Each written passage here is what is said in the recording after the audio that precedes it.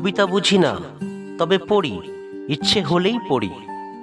শেষ কবিতায় গিয়ে বইখানা বুকে নিয়ে ঘুমিয়ে পড়ি।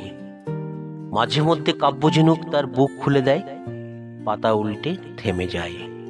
এক জায়গায় লেখা, অনুভব করো। ধরো, এই আমি কবিতার অক্ষর হয়ে তোমার চোখে আটকে গেছি। ধরো, যখন পৃষ্ঠার কোণা ধরে উল্টাচ্ছ, সে কোণা আমার শাড়ির আঁচল।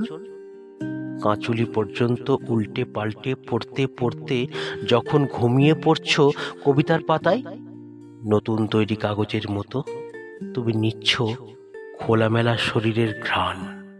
বলছো কবিতা বুঝি না, অথচ কবিতার বুকে ঝিমোতে ঝিমোতে দিব্যি সারা রাত্রি ঘুমোলে।